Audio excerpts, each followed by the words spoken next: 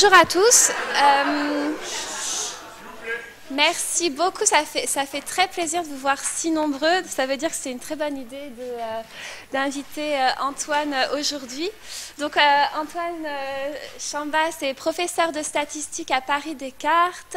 Il est directeur de l'équipe de statistique au MAP 5 qui est le laboratoire de maths appliquées. Et puis Antoine travaille sur plein de thématiques différentes, des problèmes de modélisation statistique, et par ce biais-là, il a été amené à se poser des questions sur l'analyse de causalité. Moi, je l'ai vu présenter une introduction que j'ai adorée, et c'est pour ça que je voulais faire bénéficier tous les étudiants d'ici, les chercheurs, voilà, de cela. Merci beaucoup.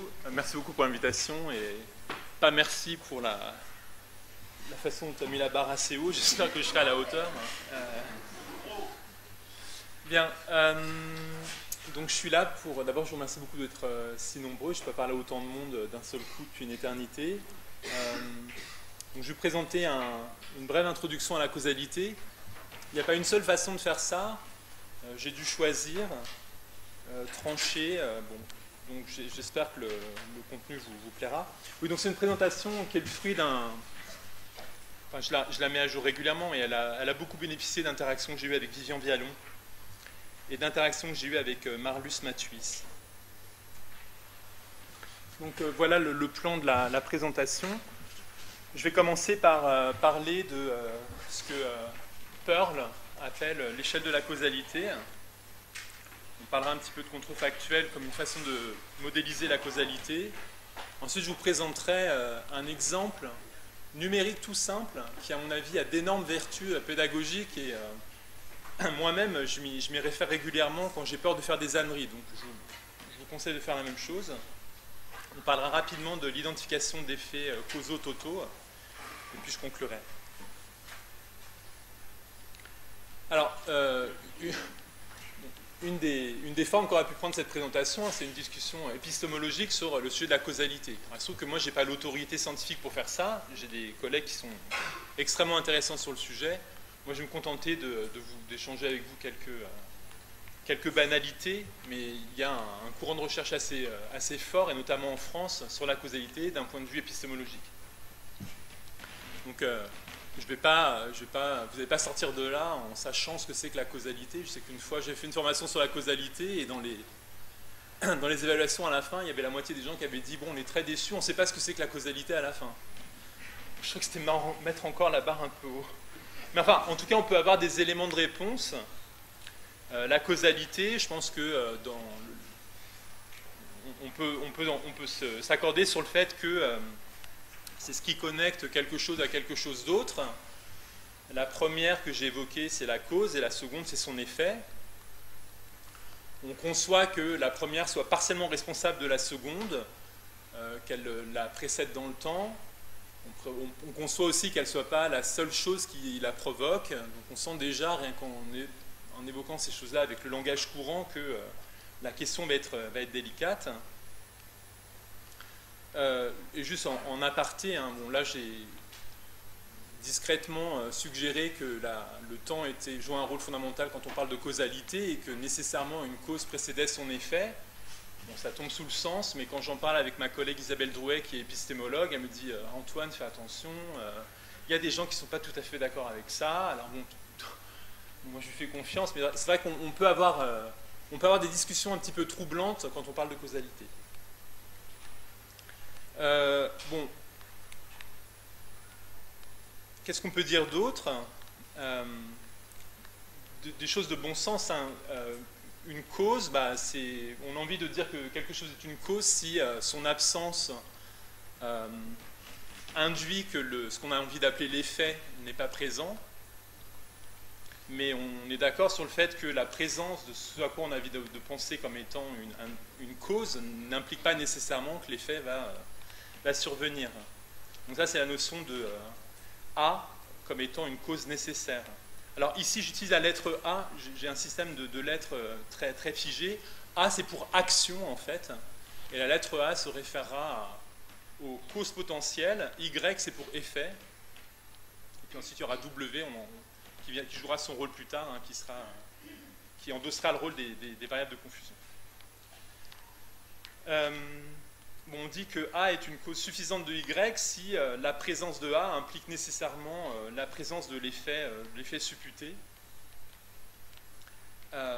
Mais c'est pas parce qu'on voit Y que nécésairement A sera en amont de Y. Alors juste dernière chose, hein, en faisant référence aux travaux des épistémologues, ils sont dans le milieu des années 60, dans le cours des années 70, ils ont créé une notion, la notion de inus.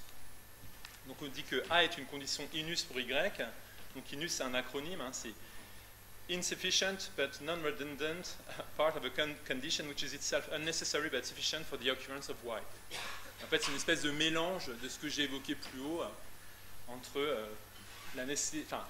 cause nécessaire, cause suffisante éventuelle cause nécessaire, éventuelle cause suffisante pour quelque chose. Bon, je ne vais pas me contenter de ça, c'est vrai qu'on reste un peu sur sa fin. Donc, qu'est-ce que je veux dire par là? Enfin, qu'est-ce que ça signifie? Non, si je me lance là-dedans, je ne suis pas sorti. Donc, il faudrait faire des dessins, je ne vais pas m'en sortir et j'aimerais parler d'autre chose. Bon, ça, c'était mon introduction vaseuse sur ce que pourrait vous dire un épistémologue de la causalité, et je vais avoir une approche plus probabiliste. Alors, Judea Pearl, c'est un des papes de la théorie de la causalité. C'est un vieux monsieur maintenant, même s'il est encore extrêmement vif et extrêmement productif. Et vous connaissez sans doute, vu le parcours dans lequel vous êtes inscrit, son bouquin, son grand œuvre, je pense, qui est le livre Causalité. Un gros pavé, pas facile à lire. Et là, récemment, l'été dernier, il a publié un bouquin avec une espèce de chant du cygne, où il revient sur sa trajectoire, et sur sa trajectoire à travers le prisme de la causalité. C'est un bouquin assez crépusculaire, moi je le trouve très triste. Ce type est évidemment très brillant, il a eu des idées formidables, mais le ton du livre est vraiment triste. On sent qu'il n'a pas réussi à atteindre ses objectifs, et ça a un goût de tristesse. Enfin bon, une des choses que j'ai retenues de son bouquin, outre qu'il est très agréable à lire, c'est cette fameuse échelle de la causalité qu'il y introduit, à ma connaissance, c'est la première fois qu'il l'introduit dans un texte. Et bon, je pense on peut lui faire des critiques, mais c'est quelque chose que j'ai beaucoup aimé présenter à des étudiants ou à des auditoires comme le vôtre, pour discuter un petit peu de la causalité. Donc l'échelle de Pearl de la causalité, c'est une échelle qui a 3 barreaux. Un barreau en anglais c'est rung, et je vais vous introduire les barreaux un à un, en partant des plus simples. Donc les barreaux vont par complexité croissante. Le premier barreau est le plus simple, puis le second est un peu plus sophistiqué, puis le troisième est encore plus sophistiqué, et les 3 barreaux construits sur les bases qu'ont introduites les précédents. Le premier barreau de l'échelle de la causalité de Pearl, c'est le barreau qu'il qualifie barreau des associations. Donc de façon systématique, Pearl et donc moi dans sa foulée associe à chacun des barreaux des activités et des questions typiques. Donc quand on est au niveau du barreau de l'association, les activités typiques sont les activités d'observer et de voir, et les questions qu'on est en droit de se poser, enfin, on a le droit de se poser toutes les questions qu'on veut, mais disons que les questions qu'on peut se poser et auxquelles on est susceptible d'apporter des réponses sont des questions comme par exemple, qu'est-ce que je peux dire, que puis-je dire si j'observe ceci, ou bien comment ces variables sont-elles reliées les unes aux autres, ou bien et si je voyais A, en quoi est-ce que ça changerait ce que je pense de Y. Voilà le type d'action, le type de question et le type d'action qu'on peut entreprendre depuis ce barreau de l'association. Alors, je vais vous donner un exemple. C'est le genre d'étude qui relève typiquement du barreau appelé association. Donc ces données-là sont des données réelles extraites d'un article de revue publié dans une revue médicale, je ne sais plus laquelle, au début des années 2000, je crois. Donc je résume les données par un tableau. Donc en fait, ce tableau est constitué de 2 tableaux et puis d'un 3e tableau qui est l'agrégation des 2 premiers. Et donc ça compare, c'est une étude de revue qui a été menée par un médecin, et donc il compare 2 méthodes, 2 protocoles de traitement de calcul néphrétique Alors bon, l'habitude aidant, maintenant je suis capable de donner le nom des deux méthodes, mais je ne me rappelle plus laquelle est laquelle. Donc bon, peu importe. Donc la première, on va dire que c'est la néphrolithotomie. Si je ne me trompe pas, la néphrolithotomie, c'est quand on intervient sur les calculs rénaux par ultrason. Et la méthode M2, c'est la méthode chirurgie avec intervention, donc ouverture du patient pour retirer le calcul. Et donc en fait, la personne qui a mené cette compilation des études qui étaient disponibles dans la littérature a composé ces deux tableaux ici. Il a rassemblé, donc ici D, c'est le diamètre du calcul.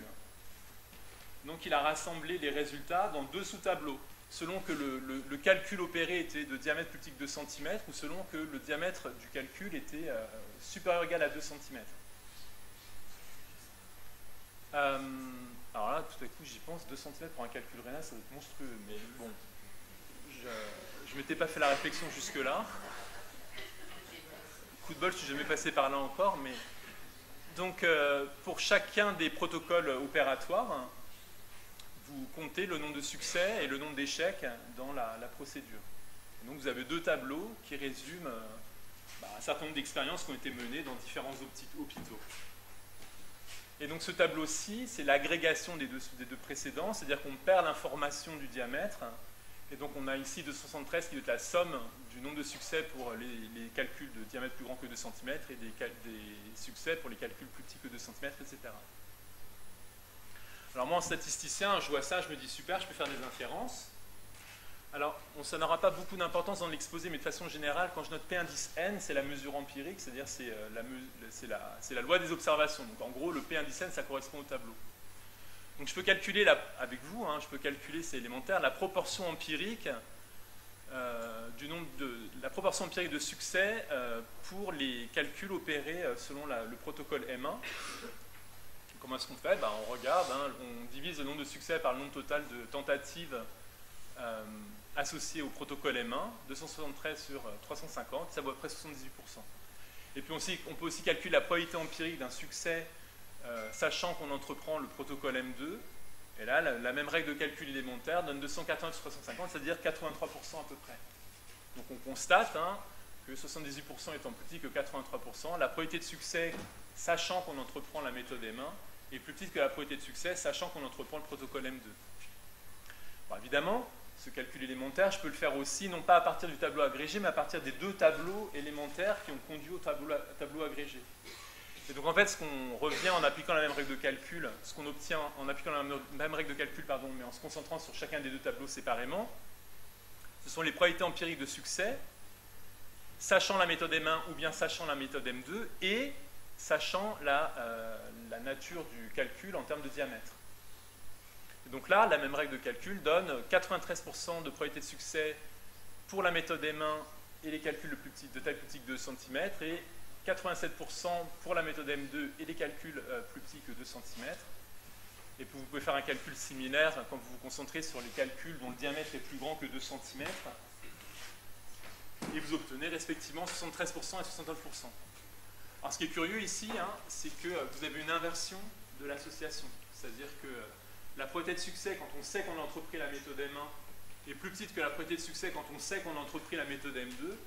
Et pourtant, la probabilité de succès quand on sait qu'on a entrepris M1 est plus grande que la probabilité de succès quand on sait qu'on a entrepris M2, quand on se restreint au calcul de petit diamètre et quand on se restreint au calcul de grand diamètre. C'est une curiosité arithmétique. Est-ce que c'est quelque chose de plus profond?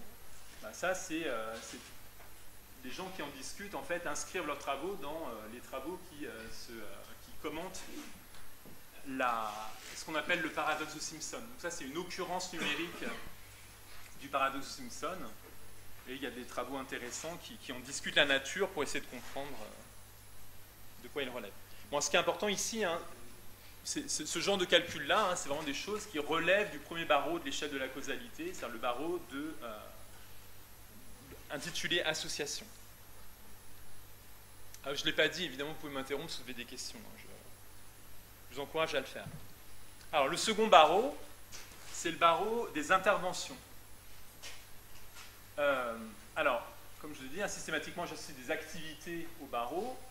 Donc, quand on est juché sur le barreau de l'intervention, les activités typiques sont faire et intervenir. Et les questions typiques qu'on peut poser et auxquelles on peut apporter des réponses, ce sont que se passerait-il si je faisais ceci? Comment? Que serait Y si je faisais A, si j'entreprenais A? Ou bien comment est-ce que je peux faire en sorte que Y ait des chances de survenir? Donc ces questions, hein, on voit bien que les activités et les questions sont vraiment différentes des précédentes. Ici, on a juste un rôle neutre d'observateur, alors que là, tout à coup, on a un rôle d'intervention. Si on pense en termes d'expérience, hein, ici, c'est des expériences auxquelles on assiste, on obtient des données qu'on qualifierait d'observationnelles. Et ici, on peut intervenir sur le protocole expérimental, et donc on obtient des données interventionnelles. Alors, je vais revenir à mon exemple des calculs rénaux. Et alors, bon, il y a beaucoup de... Ici, il y a des notions dont on discutera rapidement plus tard. Hein. Tout ça nécessiterait de longues introductions si on voulait faire les choses proprement. Mais donc, je vais avec vous revenir à l'exemple précédent, qu'on a d'abord vu comme un exemple d'activité typique de ce que l'on peut faire depuis le barreau association, et en voyant ce que ça devient quand on se juge sur le barreau suivant, qui est le barreau des interventions. Donc il faut faire bien attention à tout à l'heure. Bon, je me suis bien gardé de donner aucune interprétation causale aux quantités qu'on calculait empiriquement. Donc il faut bien faire attention au fait que, par exemple, la probabilité empirique de succès sachant M1, ça s'interprète comme la probabilité de succès de l'opération si on me fournit l'information que le protocole M1 était entrepris. Et certainement pas quelle est la probabilité de succès si on a fait en sorte, on a décidé d'autorité, pour telle ou telle raison, que c'était le protocole M1 qui devait être entrepris. Mais en fait, c'est justement cette seconde quantité qui nous intéresse, qui peut intéresser les médecins. C'est de savoir quelle est l'efficacité du traitement M1 relativement à l'efficacité du traitement M2, et autrement dit, on pourrait s'intéresser à la probabilité d'un succès quand on impose le traitement M1 relativement à la probabilité de succès quand on impose le traitement M2. Et donc il y a un hiatus entre ces deux quantités-là, hein. Ce ne sont a priori pas les mêmes. Alors, si on croit à ce diagramme causal, et on va parler brièvement du diagramme causal plus tard, hein, alors en fait il s'avère que cette quantité d'intérêt, qui est un paramètre causal, est identifiable à partir de données observationnelles, c'est-à-dire qu'on est capable d'identifier cette quantité-là qui a priori n'est pas apprenable à partir de données observationnelles, on est capable de l'apprendre à partir des données telles que celles présentées dans les tableaux précédents. Et ça, c'est un résultat d'identifiabilité. Et si on fait le calcul, eh bien, il s'avère que la probabilité de succès, quand on impose le protocole M1, ça vaut à peu près 83%. Là, vous avez une formule sur laquelle on reviendra tout à l'heure. Alors, quelques mots sur ce diagramme. Ce diagramme, c'est un diagramme causal. Et donc, c'est une proposition de modélisation de la façon dont les données ont été produites. Et donc, vous voyez que ici, W joue le rôle du diamètre du calcul, A joue le rôle de la méthode chirurgicale mise en œuvre, et Y joue le rôle de la variable qui nous dit si l'opération était couronnée de succès ou pas. Et donc, bon, ces flèches, c'est un joli outil, hein, qui est assez facile à comprendre intuitivement. Hein. Ici, on dit que le diamètre du calcul a une influence sur la méthode qui va être mise en œuvre. Donc, typiquement, le chirurgien va choisir sa méthode sur la base de l'information du diamètre du calcul, et selon le diamètre, il sera plus ou moins enclin à choisir l'une ou l'autre des méthodes. Et puis le diamètre du calcul a aussi une influence a priori sur l'issue de l'expérience, c'est-à-dire le succès ou l'échec du protocole chirurgical. Et puis enfin, évidemment, la méthode mise en œuvre a une influence causale sur le succès ou l'échec de l'opération. Alors en fait, un des outils les plus utilisés quand on fait la causalité, et surtout quand on fait la causalité à la Pearl, hein, c'est un outil que Pearl a introduit, qui s'appelle le do opérateur.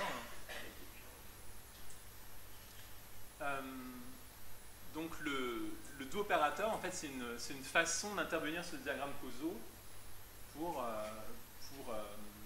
modéliser ce que signifie intervenir sur l'expérience d'intérêt. Alors, Pearl a énoncé ce qu'il appelle les 3 règles du calcul do. Et en fait, ces règles permettent de façon générique, permettent permettent parfois de déterminer si des quantités d'intérêt qui sont de nature causale sont identifiables à partir de l'expérience sur laquelle on n'interviendrait pas. Alors, bon, encore une fois, ce n'est pas le moment de rentrer dans les détails. Oups, excusez-moi. Mais je représente le même diagramme que tout à l'heure, où j'ai rajouté en plus ici une variable U que j'ai entourée. Donc ça signifie qu'elle n'est pas nécessairement observée.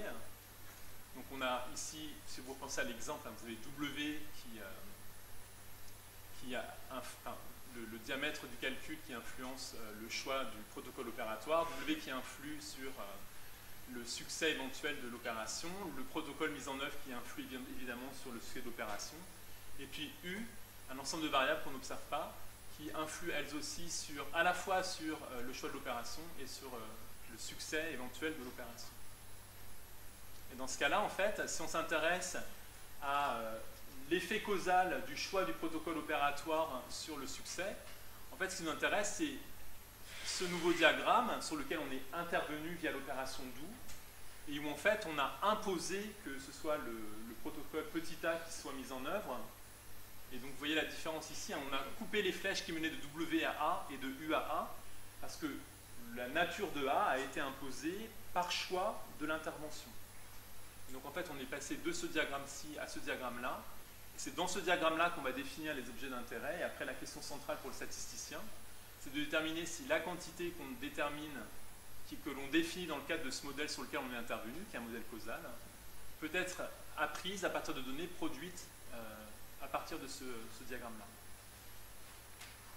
Pour répondre à la question dans cet exemple précis, dans cet exemple précis, on verra ce sera un des rares résultats formels que je présenterai. On verra que dans ce cadre-là, il n'est pas possible malheureusement d'identifier l'effet de l'intervention grand A égale petit a sur le succès de l'expérience lorsque le modèle est décrit par ce diagramme à cause de la présence du U qui n'est pas observé. Et donc vous verrez, c'est très joli, vous verrez un critère qui permet d'identifier facilement, d'arriver à cette conclusion de façon très, très évidente sur la base de l'observation du diagramme. Bon, j'en viens au troisième barreau de l'échelle. C'est le barreau que Pearl appelle le barreau de la contrefactualité. Alors encore une fois, quel type d'activité est-ce qu'on peut mener de là? Eh bien, c'est des activités qui relèvent de l'imagination, de la rétrospection, de la compréhension. Et on accède à des questions différentes, encore, plus riches. Que se serait-il passé si j'avais entrepris autre chose? Pourquoi? Est-ce que c'est A qui a causé Y? Que se serait-il passé si A n'était pas survenu? Que se serait-il passé si j'avais agi différemment? Alors,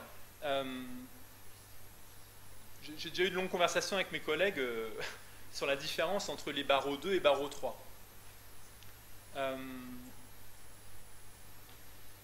Pour les résumer, j'ai introduit pas le transparent précédent, mais le précédent encore, j'ai introduit la notion d'intervention et on était intervenu sur ce diagramme-là en imposant à A de prendre la valeur petit a. Donc autrement dit, on était passé de ce diagramme-là à ce diagramme-ci. La flèche menant de W à A a disparu, puisque W ne peut plus influencer le choix de grand A, puisque par fabrication du protocole expérimental, j'ai imposé à grand A de prendre la valeur petit a. Donc peu m'importe la valeur qu'a prise W, il n'y a plus de flèche ici. Une fois qu'on est dans ce diagramme-là, le diagramme sur lequel on est intervenu, on peut définir la quantité d'intérêt. La quantité d'intérêt peut être la probabilité que Y témoigne d'un succès de l'opération, sachant qu'on a imposé grand A égale petit a. Alors, en fait, j'avais gardé dans le transparent précédent, ici j'avais gardé la lettre Y, mais en fait le Y, il est de bon ton de le noter Y2A, parce qu'en fait, si on pense en termes de variable aléatoire, c'est une variable aléatoire qui n'a pas la même loi que Y. Donc ici, c'est assez naturel d'appeler non pas Y l'issue de l'expérience quand j'interviens pour imposer le niveau petit a à la variable aléatoire grand A, mais c'est assez naturel de l'appeler Y2A pour témoigner visuellement au moins du fait que Y est le fruit d'une expérience où j'ai imposé à grand A de prendre la valeur petit a. Et en fait, YA, dans ce cas-là, c'est quelque chose qu'on appelle une variable contrefactuelle. Excusez-moi, je suis obligé de bouger j'ai peur qu'il s'éteigne. Donc dans ce cas-là, YK mérite le nom de variable aléatoire contrefactuelle. C'est le fruit d'une intervention. Alors, donc, dès lors que je dis qu'on peut appeler YK et que c'est même recommandé et que par ailleurs ce YK on l'appelle contrefactuel, bon, on a l'impression que je suis en train de dire que qu'en fait dès le second barreau de l'échelle de Pearl où on introduit la notion d'intervention, on introduit aussi la notion de variable contrefactuelle, et donc tout à coup la différence entre le barreau intervention et le barreau contrefactuel n'est plus si claire que ça. Alors, à quoi est-ce que ça correspond vraiment? Alors, on peut en discuter longtemps. À mon sens, la façon la plus simple d'en discuter, c'est de prendre cet exemple tout simple dans lequel il n'y a même pas du tout d'aléa. C'est un exemple développé par Pearl dans son bouquin Causalité. Donc, c'est l'exemple du peloton d'exécution. Alors, je vais vous raconter un scénario qui va être résumé par ce diagramme. Donc, vous avez un prisonnier qui va être jugé. La variable U témoigne du résultat du jugement. Le résultat du jugement est communiqué au capitaine, qui correspond à la variable C. Et le capitaine donne un signal aux deux tireurs R1 et R2. Et selon la nature de cet ordre, les tireurs tirent tous les deux ou pas. Donc il y a un certain nombre de règles. On part du principe qu'il n'y a pas de perte d'information au cours de la transmission de l'information. Donc une fois que le tribunal a jugé, l'information est transmise de façon fidèle au capitaine. Le capitaine ne bégaye pas et transmet effectivement l'information qui a été donnée par la cour. Si le prisonnier est jugé coupable, on décide de l'abattre, je suis contre. Si jamais il a été acquitté, on ne l'abat pas. Par ailleurs, les tireurs sont des tireurs extrêmement doués, puis suffisamment près du prisonnier pour ne pas le rater. Ils ne tirent que si et seulement si le capitaine leur en donne l'ordre. Il touche à tous les coups, et puis par ailleurs, le prisonnier ne va pas défaillir d'une crise cardiaque avant qu'on sache quel a été le résultat de son jugement. Donc voilà un scénario esquissé brièvement, et on peut se poser des questions sur ce scénario. Alors par exemple, des questions typiques du premier barreau de l'échelle. Si je vous dis que je constate que le prisonnier est mort, est-ce que ça signifie que le tribunal a eu le temps de statuer sur sa culpabilité? La réponse est oui. Parce qu'en vertu des règles que j'ai énoncées, nécessairement, dans la mesure où il ne peut pas décéder de causes naturelles, si vous empilez toutes les conditions que j'ai égrenées, on est sûr que si le prisonnier est mort, c'est nécessairement que au moins l'un des deux tireurs lui a tiré dessus, donc les deux tireurs lui ont tiré dessus, donc comme ils sont obéissants, le capitaine a transmis l'ordre, et donc cet ordre était l'ordre disant qu'il fallait abattre le prisonnier. Bon. Donc ça c'est le genre de questions et de réponses qu'on peut apporter en se jugeant sur le premier barreau de l'échelle.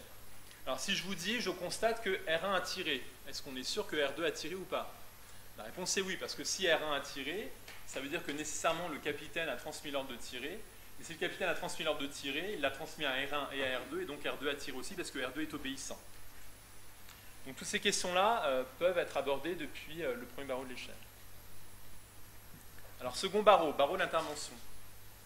Si j'interviens sur l'expérience, pour imposer que R1 tire sur le prisonnier, avant même que le capitaine donne l'ordre. Donc là, je modifie le scénario, je le modifie considérablement, mais bon, c'est une intervention que je m'autorise à mener, au moins dans le cadre de la présentation. Question, le prisonnier sera-t-il mort ou vivant? On a dit dans les règles que je n'ai pas remises en cause, dans les règles que j'ai énumérées plus tôt, on a dit que les tireurs étaient de très bons tireurs, que c'est suffisamment près du prisonnier. Pardon.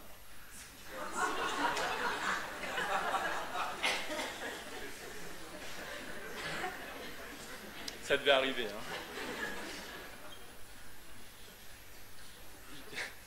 suffisamment près du prisonnier pour ne pas le rater, et donc si R1 est tiré, le prisonnier est décédé. Et alors, bon, je vous rappelle, hein, l'idée c'est de montrer en quoi le barreau de la contrefactualité enrichit effectivement le barreau de l'intervention. Et donc voilà une question typique qu'on peut poser depuis le barreau de la contrefactualité et qu'on ne peut pas poser depuis les barreaux précédents. Sachant que le prisonnier est mort, que se serait-il passé si R1 n'avait pas tiré? Donc là, c'est une question qui est d'une nature encore différente de celle que l'on peut poser depuis le deuxième barreau, évidemment depuis le premier. Et donc là, la réponse rapide, hein, c'est si je sais que le prisonnier est mort, si je ne remets pas en cause le fait qu'il était en suffisamment bonne santé pour ne pas décéder de cause naturelle en attendant le verdict, même si R1 n'avait pas tiré, si le fait que le prisonnier soit mort signifie que l'un des deux a tiré, et même si on me dit qu'R1 n'a pas tiré, c'est-à-dire que R2 a tiré, et donc même si R1 n'avait pas tiré, eh bien, il serait mort quand même. Oui. L'intervention, on peut aussi la présenter comme contrefactuelle. What if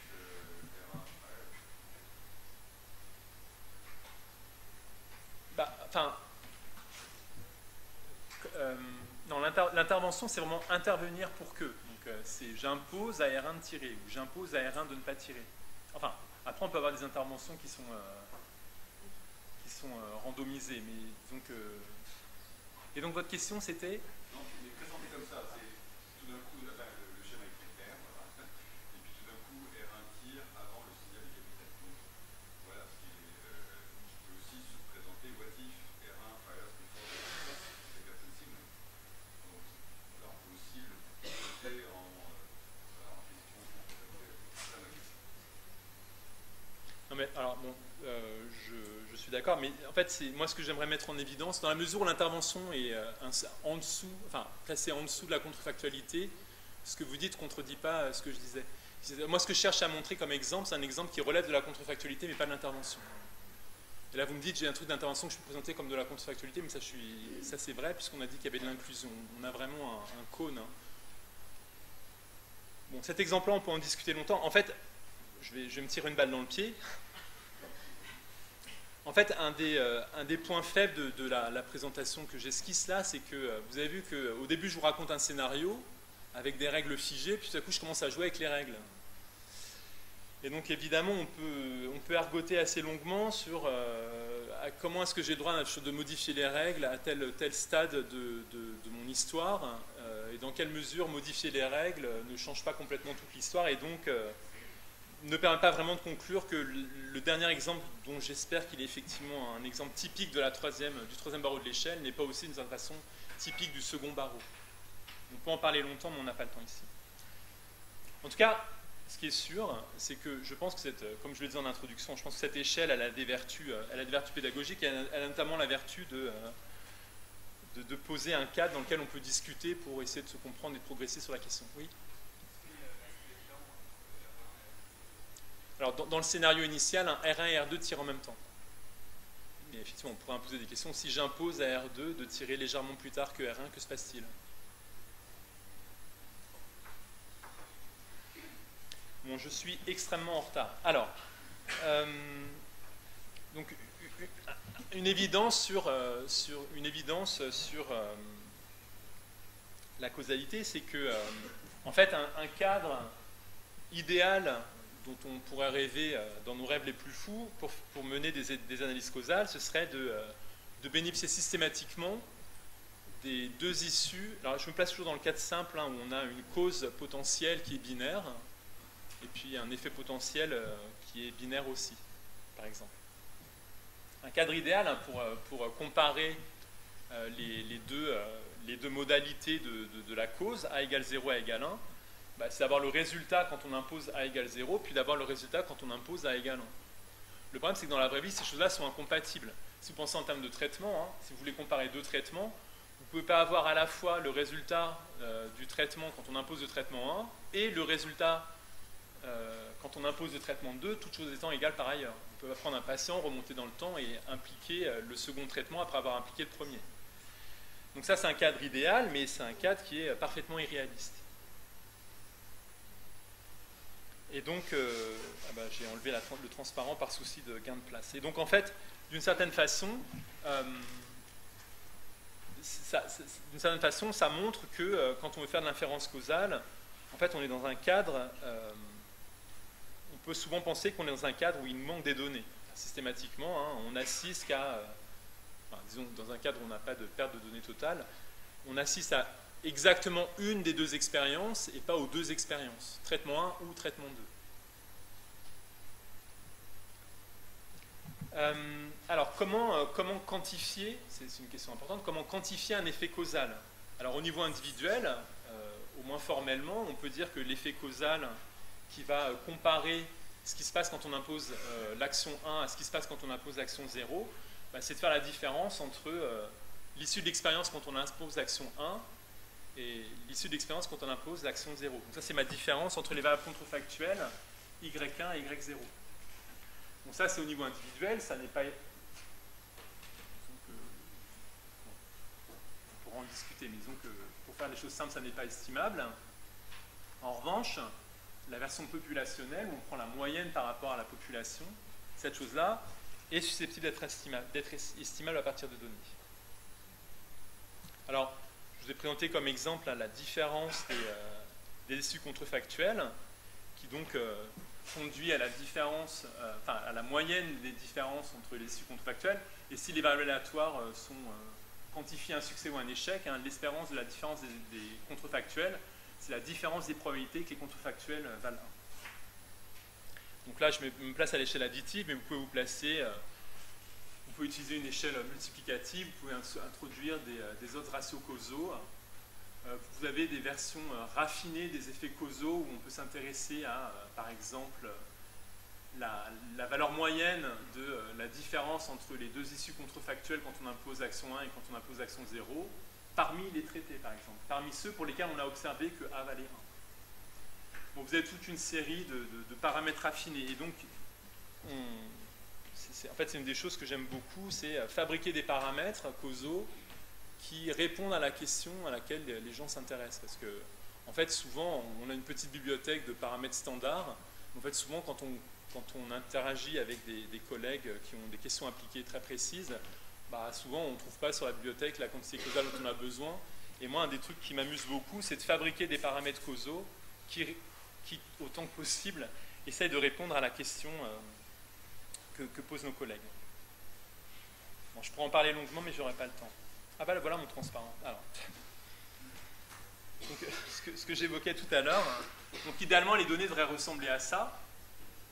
Pour tous les individus, on a les résultats de l'expérience quand on impose l'action 0 ou quand on impose l'action 1, et puis on fait de l'inférence à partir de ça. Dans la vraie vie, en fait, ce qu'on a, c'est des choses comme ça, où pour chaque individu, on a la nature de l'expérience qui a été entreprise, et puis l'issue de l'expérience correspondante. Et donc, la question clé, c'est ce que j'ai déjà évoqué plusieurs fois, hein, qui est une question d'identifiabilité. La question clé, c'est est-il possible, par exemple, d'exprimer l'espérance de y1 moins y0, c'est-à-dire la valeur moyenne entre les deux issues contrefactuelles de l'expérience quand j'impose l'action 1 et quand j'impose l'action 0, comme une fonction de la loi de l'expérience.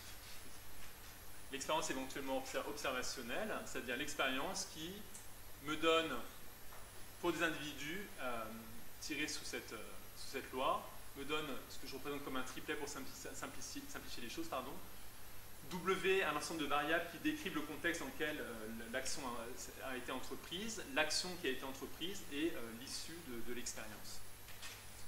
Donc ça, c'est la question de l'identifiabilité. Alors, c'est une des questions centrales, c'est la première question sérieuse à laquelle on s'attaque quand on est statisticien et qu'on s'intéresse, qu'on est amené à s'intéresser à des problèmes causaux. Alors, est-ce que c'est vrai en général qu'une quantité comme celle-ci est estimable? En général, non, évidemment, et on ne peut pas apporter de réponse sans faire d'hypothèses supplémentaires. Et c'est ça que j'aimerais discuter rapidement avec vous. Il n'y a pas de questions? Pas trop vite ou trop lentement? Non? Bon, les trois hypothèses standards qu'on fait pour essayer de répondre à la question de l'identifiabilité sont les suivantes. La première, c'est l'hypothèse de la... Alors, c'est cohérence, on dit souvent consistance en français, mais c'est la cohérence la cohérence, elle dit que elle postule l'existence des résultats de l'expérience quand on impose l'action A égale 1 et quand on impose l'action A égale 0. Ces deux choses-là existent quelque part, de façon immanente. Et en fait, on n'a accès qu'à l'une d'entre elles, selon la nature de l'expérience qu'on entreprend. Mais donc, ce que dit l'hypothèse de cohérence, c'est que si on entreprend l'action petit a, alors ce qu'on observe, c'est la contrefactuelle qui correspond à l'action qu'on a entreprise. Donc, le y, qui est l'issue de l'expérience à laquelle on assiste, eh bien, coïncide avec l'issue contrefactuelle dans le monde où on impose que l'action entreprise soit celle qui a été effectivement tirée au hasard dans notre réalisation de l'expérience. Ça, c'est l'hypothèse de cohérence. Après, il y a l'hypothèse d'ignorabilité conditionnelle qui suppose que pour toute action possible petit a, la contrefactuelle ya est indépendante de l'action grand A conditionnellement à w. Et enfin, il y a l'hypothèse de positivité conditionnelle qui dit qu'il faut que la probabilité que A vale 1 sachant W soit strictement positive et strictement plus que 1. Et il me suffit de l'une des deux. Non, il faut bien les deux, pardon. Soit strictement encadré entre 0 et 1, sachant W. Donc bon, celle-là, je l'ai déjà commentée. Celle-ci, elle est particulière, j'y reviendrai. Et celle-là, en fait, elle nous garantit qu'en assistant à l'expérience sans intervenir sur elle, on est susceptible d'observer, quelle que soit la strate, quel que soit le contexte dans lequel l'action se déploie, on est susceptible d'observer les deux actions. S'il existait des strates, s'il existait des contextes d'action où une seule d'entre elles était sûre d'intervenir, dans ce cas-là, on ne pourrait pas apprendre ce qui se passe pour l'autre dans ce contexte, dans cette strate, et on serait coincé. Donc, la particularité de la troisième de ces hypothèses, c'est qu'elle est testable sur les données. En revanche, les deux premières ne le sont pas. Bon, la première, c'est un peu un acte de foi. Hein. De toute façon, on se réfère à des variables qui existent de façon immanente, donc ça, c'est une vue de l'esprit.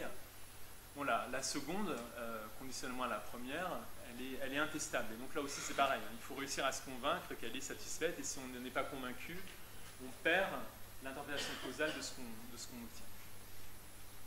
Alors, en utilisant ces trois hypothèses, on peut démontrer très facilement que ce que je vous proposais comme un paramètre d'intérêt typique de nature causale pour l'expérience que je décrivais est effectivement identifiable. Donc, bon, on ne va pas lire tout l'enchaînement, mais disons que, en admettant que je m'intéresse à la valeur moyenne valeur moyenne dans la population de la différence entre les contrefactuels quand j'impose l'action 1 relativement à quand j'impose l'action 0, ça c'est une quantité causale qui fait intervenir les variables contrefactuelles, eh bien, d'égalité en égalité, j'arrive à une quantité qui est ici, tout à fait à droite, qui ne fait intervenir qu'exclusivement la loi de l'expérience dans laquelle je n'interviens pas. Ça, c'est un résultat d'identifiabilité. C'est-à-dire qu'à partir de l'expérience dans laquelle je n'interviens pas, je peux estimer cette quantité-là, et donc, ce faisant, si mes trois hypothèses ici sont satisfaites, alors j'ai effectivement accès à la quantité causale d'intérêt. Donc ça, c'est un exemple de résultat d'identifiabilité. C'est la formule connue dans la littérature comme la formule, la G-formula de Robin. Comme il me reste 2 minutes, je vais aller très vite. Alors bon, quand même juste par acquis de conscience, hein, il y a énormément de sujets dont j'ai été obligé de décider que je ne pourrais pas en parler. Donc je vais vous présenter quelques éléments de discussion sur les diagrammes de causalité. Je vais vous présenter ce que j'ai promis tout à l'heure, c'est-à-dire un critère qui permet très facilement de déterminer si une quantité causale est identifiable sur la base de l'analyse du diagramme causal. Mais par exemple, c'est quelque chose dont je ne parlerai pas du tout, qui est un sujet de recherche extrêmement intéressant, c'est celui de l'inférence à partir de données des diagrammes de causalité, par exemple. Donc dans la suite, hein, je partirai du principe que les diagrammes de causalité sont disponibles, qu'il y a un consensus sur leur structure et qu'il est raisonnable de discuter sur la base de ces diagrammes. Mais évidemment, hein, construire ces diagrammes, c'est une tâche colossale et qui suscite énormément de travaux. Alors, une affaire dont se rappeler. Alors, il va falloir que j'aille assez vite, mais j'aimerais quand même vous la présenter. Donc c'est pour vous montrer comme quoi, même en pensant bien faire, on peut faire des âneries. ça, on le sait tous, mais c'est sympa d'avoir un exemple numérique très simple. Donc, je vous propose un diagramme causal, c'est le diagramme suivant. Donc, A est toujours ma variable d'action, Y ma variable d'issue de l'expérience. Et puis, vous voyez qu'il y a des variables qui se sont ajoutées. Donc, c'est les variables Z1, Z2, Z3, Z4, qui sont situées en amont ou en aval de mes variables A et AY. Alors, ça, c'est un diagramme causal dans le même sens que ce que j'ai discuté plus tôt très rapidement. Donc, vous voyez, un Z5 a une action sur A une action sur Z1, Z5 a une action directe sur Y, A une action sur Z2, Z1 une action sur Z3, etc. La particularité ici, et ça je ne le fais que parce que c'est un exemple pédagogique, j'associe à chacune des flèches un nombre, parce qu'en fait, ici je considère un modèle où en plus je fais en sorte que l'expérience soit purement linéaire. C'est-à-dire qu'en fait, il y a une relation linéaire entre Z5 et Y, il y a une relation linéaire entre A et Z2, une relation linéaire entre 1 et Z3, etc. Alors pourquoi est-ce que je fais ça? Parce que, donc ça j'ai le droit de le faire, hein. Je ne prétends pas que ça modélise correctement un phénomène d'intérêt qu'on croiserait dans la nature.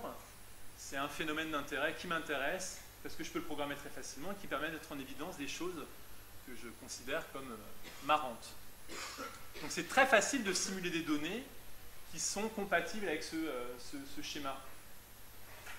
Donc ici j'ai mis un code R, et donc je vais simuler avec vous, enfin j'ai simulé pour vous 1 million de variables aléatoires indépendantes de même loi, dont la loi est compatible avec ce diagramme. Donc vous voyez, hein, j'ai tiré Z5. Pour Z5, j'ai pris, donc epsilon ici sont les epsilon, enfin les coordonnées de mon vecteur epsilon, enfin c'est une matrice, les coordonnées de mon vecteur epsilon, ce sont des variatoires normales, centrées, réduites, indépendantes. Donc Z5, c'est la première colonne, donc les composants de Z5 sont des variatoires IIDN01. Puis A, c'est Z5 fois 1 plus du bruit. Ça correspond au fait que Z5 agit sur A avec un coefficient 1. Donc j'aurais dû mettre 1 fois Z5. Puis Z1, c'est Z1, c'est 0,8 fois A plus du bruit. Puis Y, c'est 2 fois Z1 plus 1 fois Z5 plus du bruit, etc., etc. Donc là, je simule très très facilement des données qui sont IID compatibles avec ce schéma-là. Alors maintenant, on peut intervenir sur le diagramme, comme je l'ai déjà évoqué avec vous, hein, en imposant que grand A prenne n'importe quelle valeur dans R. Alors, par exemple, grand A prend la valeur petit a égale 1.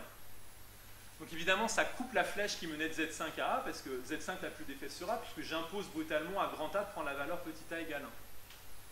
Donc, le reste du diagramme est inchangé. Alors comment est-ce qu'on simule les données sous ce diagramme sur lequel je suis intervenu? On intervient sur le schéma de simulation. Donc c'est exactement la même chose, au détail près que ici, si vous regardez, hein, tout à l'heure, j'avais grand A qui était le fruit aléatoire de l'addition de Z5. Conditionnement à Z5, c'est déterministe, mais Z5 plus du bruit. Mais là, cette fois-ci, la ligne de code, c'est A, c'est petit a, répété n fois. J'impose à grand A de prendre la valeur petit a. Et ensuite, les lignes de calcul sont les mêmes. Ah zut, il vous manque la dernière ligne. Bon, c'est pas très grave. Et ensuite, les lignes de la simulation sont rigoureusement les mêmes. Alors, dans ce modèle-là, on pourrait se demander... on pourrait décréter qu'une quantité causale d'intérêt, c'est la valeur moyenne de Y quand j'impose à grand A de prendre la valeur petit a plus 1, relativement à la valeur moyenne de Y quand j'impose à grand A de prendre la valeur petit a.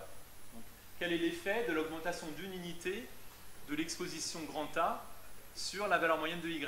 Donc, via deux interventions. Intervention que j'impose à grand A de prendre la valeur petit a, et ici, intervention que j'impose à grand A de prendre la valeur petit a plus une unité d'augmentation. Admettons que ce soit ma quantité causale d'intérêt. Question, est-ce qu'on est capable de l'estimer à partir de données tirées de façon observationnelle sans intervenir sur le diagramme? Alors, il y a une particularité, c'est aussi pour ça que j'ai pris un diagramme, un modèle parfaitement linéaire, c'est que le calcul est élémentaire. En fait, on calcule très facilement que cette quantité causale vaut exactement 1,6. Ça vaut 1,6, c'est sûr. C'est un calcul très facile. Question, est-ce qu'on est capable de le retrouver à partir des données simulées? Donc admettons que maintenant je quitte ma position oraculaire, tout à coup on me donne juste les données, on me donne le diagramme mais on ne m'indique pas on me dit que c'est linéaire, mais on ne m'indique pas quelles sont les valeurs attachées à chacune des flèches. est-ce qu'on est capable de retrouver ce fameux 1,6 pour la quantité causale d'intérêt à partir des données? Alors, souvent, ce qu'on fait dans ces cas-là, c'est des régressions linéaires. Alors, donc ici, cette première ligne, je fais la régression linéaire de y sur a. Donc c'est du R toujours. Donc là, c'est la régression linéaire de y sur a, puis je récupère le coefficient associé à a. J'obtiens 2. Donc, même si je pensais, en faisant la régression linéaire de y sur a, que j'allais obtenir l'effet causal de l'augmentation d'une unité de a sur y, j'ai tort. Je dois trouver 1,6, là je trouve 2. Donc, je pensais bien faire, mais je ne faisais pas bien. Alors maintenant, si je fais la régression linéaire de y sur a, en ajoutant comme variable explicative z5, est-ce que ça marche? Bah pareil, je fais la régression linéaire, je regarde le coefficient associé à a, paf, je trouve 1,6 à des poussières près. Normal, c'est de l'estimation. J'ai 1 million de variables, mais ça marche. Bon, très bien. Bon, alors, d'accord, donc avoir Z5, c'est bien. Bon, qu'est-ce qui se passe si je mets Z2 en plus? Bah, ça marche aussi. Bon, alors, disons, qu'est-ce qui se passe si j'ajoute Z3? Ça marche plus. Qu'est-ce qui se passe si je prends toutes les variables? Bon, là, suspense, vous ne le voyez pas, mais ça ne marche pas du tout. Donc en fait, c'est pas si évident que ça en fait. Et on ne peut pas faire l'économie de l'analyse du diagramme pour décider quelle est la bonne façon de procéder, même dans un cadre super simple, qu'on ne rencontre pas dans la nature, soyons réalistes, mais dans un cadre hyper simple où tous les modèles où tout est parfaitement linéaire. Alors, on va avoir une explication de ça juste après. Donc bon, ce dont je discute là, en fait, c'est vraiment de façon générale, est-ce qu'il est possible d'identifier, alors je représente ça, ici F, c'est plutôt comme une densité. Donc, si je suis capable d'estimer la densité de Y dans l'expérience où j'impose à grand A de prendre la valeur petit a, je suis capable de calculer n'importe quoi qui concerne petit y, enfin Y. Donc la question, c'est est-ce que je suis capable de déterminer la densité de Y dans le monde où j'impose l'action grand A égale petit a, comme une fonction de petit f qui est la densité de la loi sur laquelle je n'interviens pas. Ça, c'est la question de l'identifiabilité en grande généralité. Je dois finir dans combien de temps? Après maintenant. Alors, je saute. Je saute.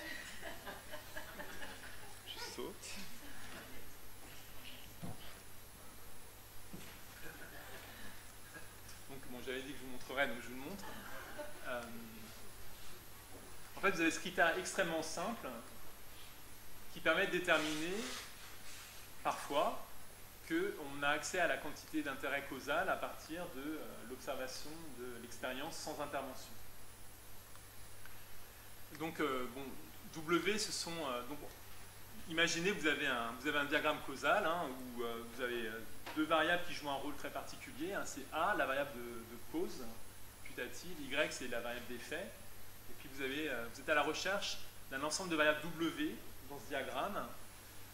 Et s'il est vrai que vous êtes capable de trouver un ensemble de variables W qui satisfont ces deux critères, premièrement, W ne contient aucun descendant de A.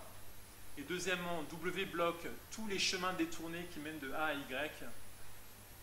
Et donc détourné, ça veut dire que le premier qui pointe de A vers Y avec une première flèche qui monte à rebours de A vers un élément de W, et bien dans ce cas-là, on dit que W satisfait le critère backdoor, le critère de porte détournée, et donc il s'avère que la loi de la variable aléatoire dans le monde où on impose à grand A devant prendre la valeur petit a est identifiable à partir de la loi d'expérience sur laquelle on n'est pas intervenu.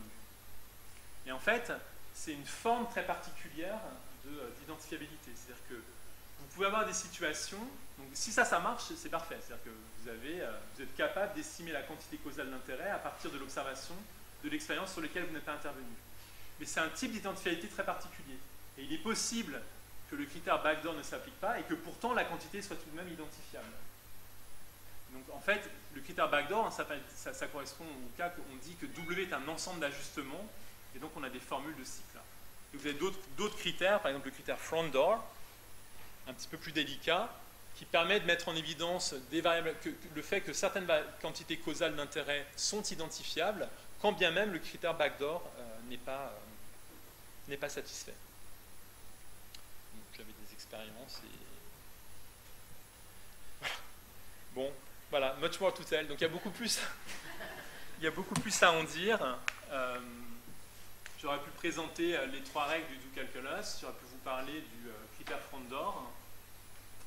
On aurait pu discuter de la nature du paradoxe Simpson. Le paradoxe Simpson survient. Dans mon exemple initial, c'était la surprise que peut causer le fait qu'on a l'impression, on constate que la méthode M1, si je sais que la méthode M1 a été entreprise, j'ai une probabilité de succès qui est plus faible que si je sais que la méthode M2 a été entreprise. Et pourtant, si je sais que la méthode M1 a été entreprise et que le diamètre du calcul était plus petit que 2, alors la méthode M1 est plus efficace que la méthode M2, et pareil dans les diamètres plus grands que 2 cm.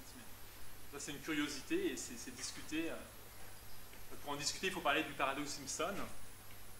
On aurait pu parler, donc ça je vous l'ai déjà dit, c'est mon dada, hein, c'est la fabrication de quantités causales d'intérêt qui sont vraiment façonnées pour répondre à des questions particulières que peuvent nous poser nos collègues. On peut parler d'effets statiques, mais aussi d'effets dynamiques, d'effets qui sont contraints pour suivre un certain chemin dans le diagramme causal. Et puis on peut parler, et ça c'est encore plus mon dada, de l'interaction riche entre toutes les techniques de machine learning et d'inférence statistique moderne, semi-paramétrique, pour collaborer et mettre en œuvre des méthodes d'estimation de quantité causale sous des hypothèses aussi restreintes que possible. De toute façon, il y aura toujours des hypothèses. Voilà, bon, j'ai pas tenu le programme, mais je vous remercie pour votre attention.